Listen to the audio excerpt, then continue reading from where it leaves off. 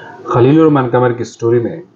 نہ تو ان پہ تشدد ہوا ہے اور نہ ہی ان کو لوٹا گیا ہے پیسوں کے لحاظ سے، بلکہ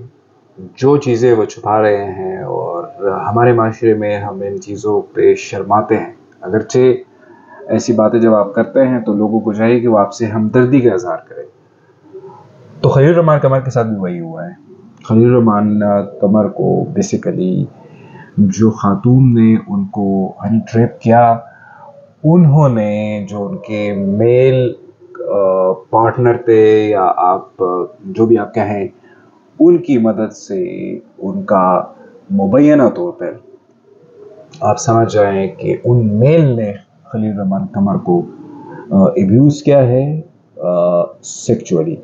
اور پھر اس کی جو ہے وہ ویڈیو بنائی ہے اور اس ساری چیزوں کو ریلیٹ کیا ہے جو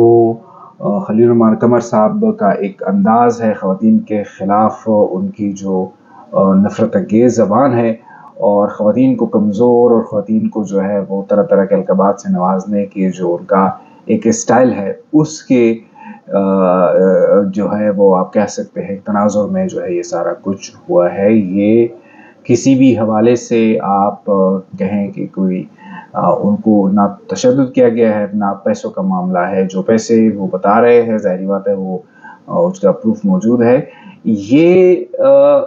رضامندی سے جو ان کی جانب سے ٹرانزیکشن ہوئی ہے اس کا معاملہ ہے کہ جب ان کے ساتھ وہ پہلے انگیج رہی، انہوں نے اس کا اعتماد جب لیا،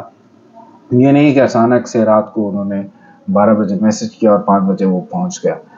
یہ پہلے سے باقاعدہ سے ان کے ساتھ جو انہوں نے ان کا اعتماد حاصل کیا، اور پھر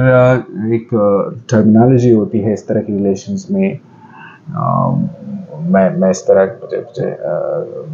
یہ زیب نہیں دیتا کہ میں کہوں، لیکن اس کو کہتے ہیں سیکسٹنگ، اور اس کے بعد پھر مختلف جو ہے وہ ویڈیوز کا جو ہے وہ اس کا ایکسچینج ہوا ہے، تصویروں کا ایکسچینج ہوا ہے، سارا معاملہ جو ہے وہ سارا اس کا اس خاتون کے پاس بیک اپ موجود ہے۔ تو اس وجہ سے انہوں نے اپنا اثر و رسوخ استعمال کر کے اس گروپ کو تو پکڑوایا ہے، اور بات کو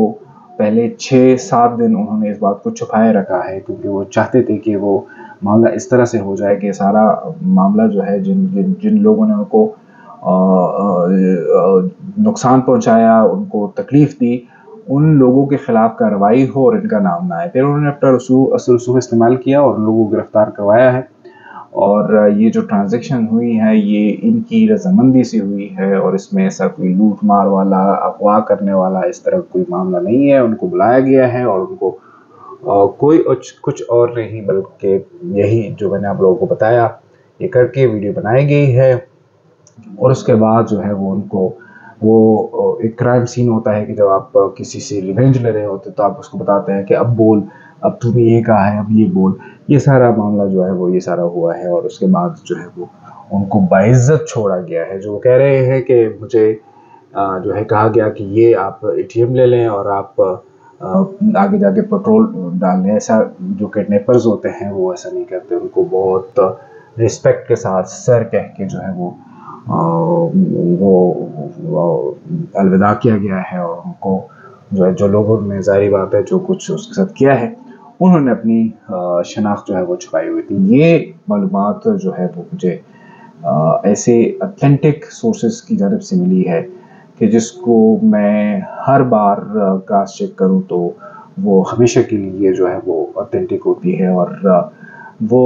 کوئی بھی آپ ایسے کہہ سکتے ہیں کہ وہ معلومات ہوتی ہے کہ جو